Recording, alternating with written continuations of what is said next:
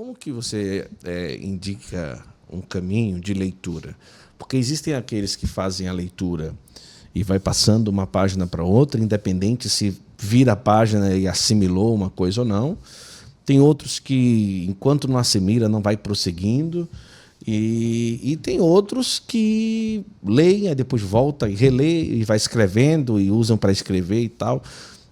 No seu caso, você indica ou cada um tem a sua realidade? O que é que você pensa? Eu vou tentar organizar essa explicação aqui, que tem muitos lados que eu quero trazer.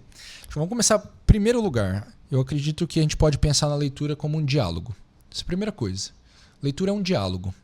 Eu estou ali para conversar. Imagina que eu vou pegar um livro do Guto. Eu estou conversando com o Guto. Então, num diálogo, os dois conversam. Só tem um porém.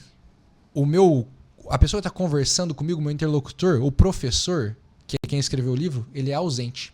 Então, a leitura é uma aula com um professor ausente.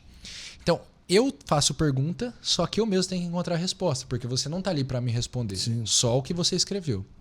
Então, primeira coisa que eu diria, se a leitura é uma conversa, se ela é um diálogo, eu tenho que perguntar.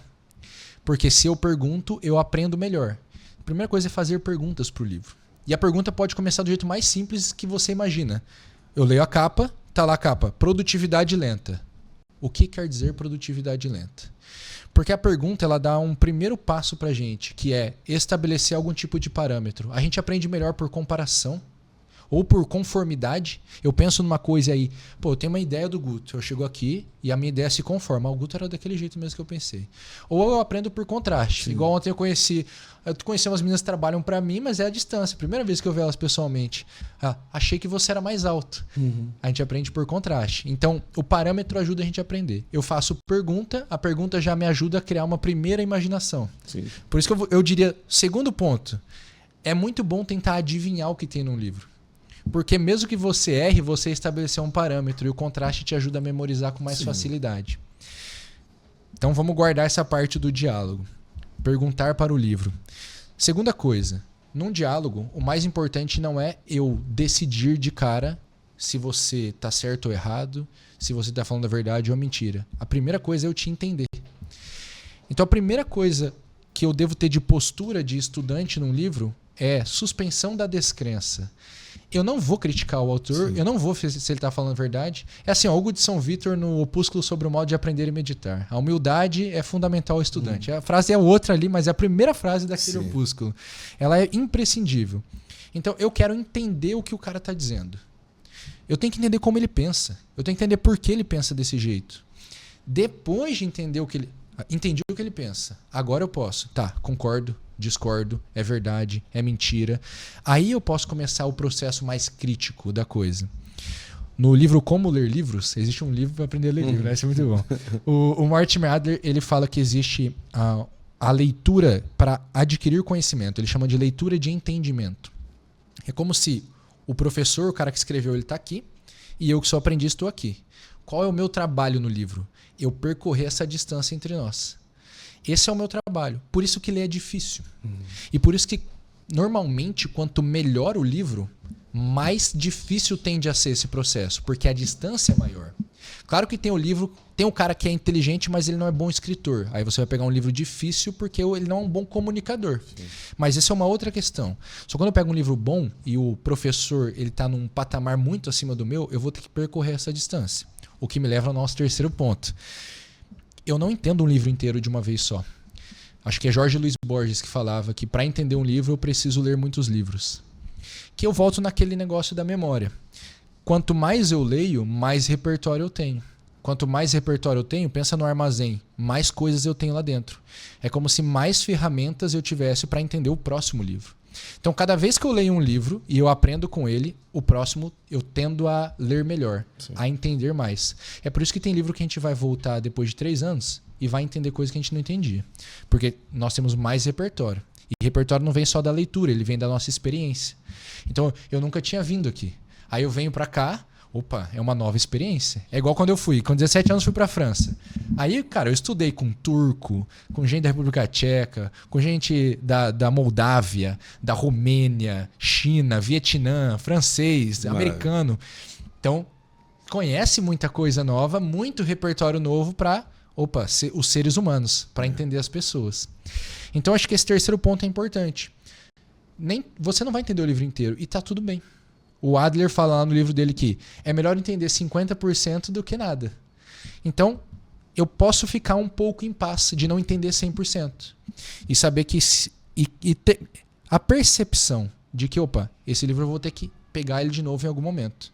Eu não fui tão a fundo. Vou dar um exemplo concreto.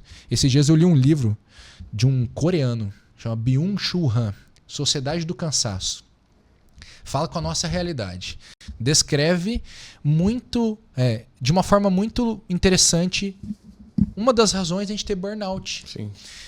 Diz que a gente vive numa sociedade de desempenho. A gente tem que se desempenhar cada vez mais, e a gente vira o nosso próprio carrasco. Esse é um livro muito profundo. Eu diria que eu entendi uma parte superficial dele. Tanto que eu não quero comentar muito dele, tentar explicar o livro aqui. Porque provavelmente alguma coisa eu vou explicar errado. Porque ele tem profundidade. É um livro desse tamanhozinho, livrinho de bolso da editora Vozes, cara, tem, sei lá, não deve ter 100 páginas aquele livro. Só que muita profundidade, muito repertório. Então, eu sei que eu entendi um tanto. Continuo estudando. Dali a pouco eu vou pegar de novo. E algumas coisas que eu não entendi eu vou aprender. Então esse é o terceiro ponto que eu colocaria. Vou colocar um quarto ponto aqui para a hora que tu quiser tu me para, hein? Vai fundo. Quarto ponto. Como eu estou conversando com o autor, igual eu disse, é bom eu anotar. Uhum. O Adler fala que anotar é bom por vários motivos. Ele dá 3 motivos, eu não sei se eu vou lembrar de todos. O primeiro é que te mantém acordado. Uhum. Então, a gente dorme lendo, né? Pô, ler, às vezes você não está acostumado. E o fato de você escrever te coloca numa postura mais ativa. Esse é o primeiro motivo para anotar. O segundo é que ele facilita a memorização. E o terceiro motivo, que bom que eu lembrei desse, que é o segundo de anotar. O terceiro motivo é que a gente pensa com palavras. Sejam elas faladas, sejam elas escritas. Então, anotar é importantíssimo. Eu anoto em todos os meus livros. Eu anoto de lápis, porque eu faço. Se eu anotar uma besteira aqui, depois é só apagar e acabou. Um dia eu vou pegar meu livro que eu li 5 anos atrás e falar, nossa, o que é isso aqui? Meu Deus do céu, vamos apagar esse negócio. Eu anoto muito no livro. O que eu faço de anotação? Circulo muita palavra, que é palavra importante daquela página. Essa palavra é chave aqui. Eu escrevo muito nas laterais do livro, ali nas bordas. Ou eu escrevo uma palavra que resume o parágrafo. Ou eu escrevo uma pergunta que eu tenho. Tem várias vezes que eu escrevo assim. preciso pensar mais sobre isso. Onde eu pesquiso tal coisa? Eu me lembro de estudar mais aquele assunto. Eu anoto. Muitas vezes você está lendo um livro e aí você está lá na página 200. E você acha um negócio na página 200 que faz referência à página 80. Sim. Eu anoto, isso aqui eu procuro de volta. Aqui. Isso aqui faz referência à página 80. Então eu uso o meu lápis para pensar. Eu vou soltando todas as minhas ideias, os meus pensamentos. E eu vou fazendo uma coisa que, quando eu aprendi, eu não lembro quando que eu comecei a fazer isso exatamente. Mas acho que foi uma mudança, uma das mais importantes da minha leitura. Tentar sempre trazer para a referência da realidade aquilo que eu estou lendo. Então, os meus livros hoje, eles têm muitas anotações de como funciona o digital, de como as pessoas se comportam na internet, de como nós nos comportamos hoje, de como eu devo fazer o meu negócio, de como eu devo mudar minha conversa com os meus clientes ou com as pessoas que trabalham comigo. Porque a gente pode pensar na linguagem numa tripartição. A gente tem o signo, que é a palavra. Então, palavra, microfone. A gente tem o conceito, que é o significado. Então eu falo microfone, dentro da nossa cabeça, está na nossa alma, né? A memória está na alma, mas a gente fala cabeça porque parece mais assim. Dentro da nossa cabeça está lá um conceito de microfone. E este microfone é um referente na realidade. Então a linguagem tem essa tripartição. Quando eu falo uma palavra ou escrevo uma palavra, ela se refere a um conceito. Mas todo conceito tem algum tipo de referente na realidade. Se eu não entendo o referente, provavelmente eu não entendo aquele conceito. Então imagine que você nunca viu uma vaca na tua vida. E eu começo a te descrever uma vaca. Tu pode até formar, a vaca tem lá um rabo mais ou menos assim, ela tem 4 patas, ela tem uma boca, não sei o que, ela é mais ou menos desse tamanho, ela pesa mais ou menos tantas toneladas, tantos quilos, tantas toneladas, depende da vaca, né? Sim. Eu vou falando da vaca, tonelada é bom, é uma vacona. Eu vou falando da vaca e você vai construindo um conceito. Mas até que você tenha um referente, aquilo fica meio vago. Aí eu te mostro uma vaca, você vê como é que o nosso cérebro é massa? Eu acho muito massa isso. A nossa inteligência ela é muito perspicaz. Eu te mostro uma vaca, se você vê outra vaca, você vai saber que é vaca, cara. Então, ela aprendeu o conceito a partir do referente.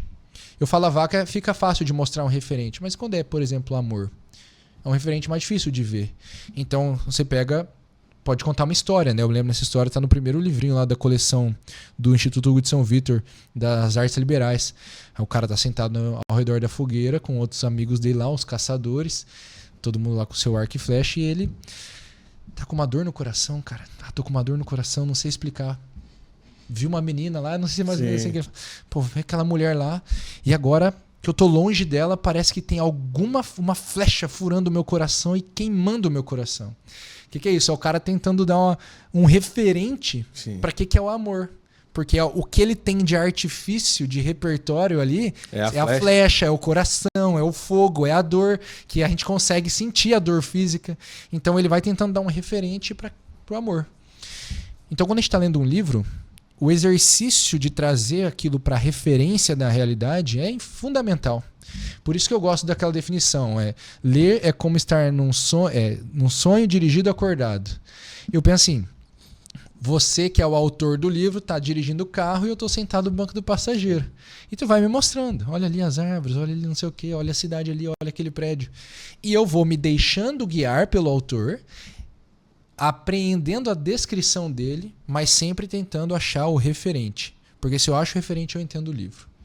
Então eu estava lendo Sociedade do Cansaço, quando ele fala do desempenho, por exemplo, ele fala uma parte assim, a multitarefa, ela nos remete a um estado de selvageria. Por quê? Qual é o exemplo que ele dá? Você pega um selvagem, um homem das cavernas, vamos dizer. Ele está lá, pegou um coelho, está comendo um coelho. Só que ele tem que estar atento, porque enquanto ele está comendo um coelho, pode aparecer uma onça e vir comer ele. Então ele está multitarefa, num estado de estresse elevado. Então hoje, quanto mais... E a gente é muito multitarefa hoje. Eu tô falando com você, de repente toca meu celular, daí eu pego aqui, mexo, daí não sei o que, aparece um negócio na TV, e daí eu vejo alguém passando ali, daí eu olho. Cada vez que eu faço uma dessa, eu tô elevando meu nível de estresse. E isso vai nos desumanizando. Aí eu li aquilo e eu falei, caramba, por quê? Eu tava lendo aquilo, 5 minutos depois eu tava mexendo no celular.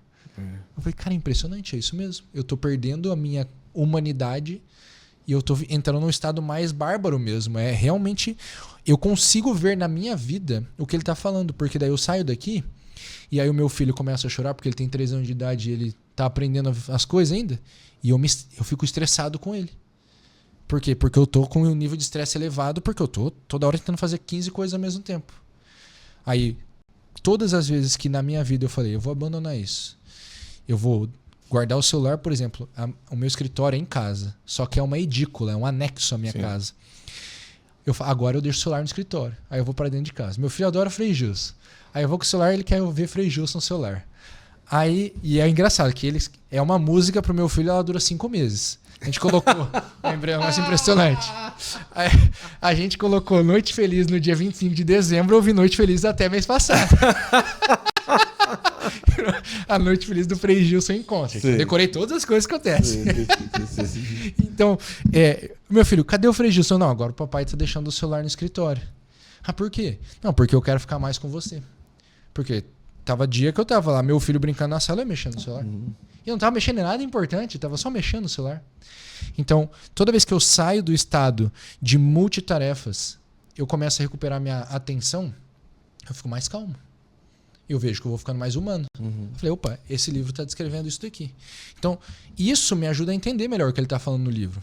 Com certeza, quanto mais experiências eu viver ao longo da minha vida, maior a profundidade, inclusive, que eu consigo descer nessa compreensão desse conceito. Então, eu acho que esses 4 pontos já dão um bom início para a gente ler um livro. E aí a gente pode dar um próximo passo, para eu não me alongar, vou fazer só mais esse próximo passo. A gente pode pensar, ok, mas e se eu quiser aprender um tema? Eu não quero só estudar um livro, eu quero estudar um tema. Sim. Então, por exemplo, em 2020 eu comprei, quase todos os livros da Kirion que tinha na época da editora Kirion, que era tudo livro de educação. Aí tinha lá vida intelectual, trabalho intelectual, a arte de estudar e aprender, a arte de pensar, a educação, a educação, como é o livro do Northrop Frye lá, imaginação educada. E daí, cara, fui comprando isso aí. Por quê? Porque eu queria entender o tema educação. Eu estudei um pouco mais sobre desenvolvimento intelectual. Aí 15, 20 livros disso daí. Isso daí o Adler chama de leitura sintópica. Leitura sintópica é eu ler vários livros de um mesmo assunto. Estou resumindo bem resumidamente. Sim. Depois quem quiser pode ler o livro lá como ler livros. Eu pego um monte de livros de um mesmo assunto e eu vou entendendo o que cada autor pensa sobre aquilo. Depois eu faço toda uma comparação de tudo aquilo que eu aprendi e eu desenvolvo o meu ponto de vista daquilo ali. E aí que eu acho que a gente consegue voltar no nosso tema da internet. Quando eu faço isso, tá tudo bem, o ChatGPT também consegue fazer isso. Só que eu preciso dar um input para ele fazer isso.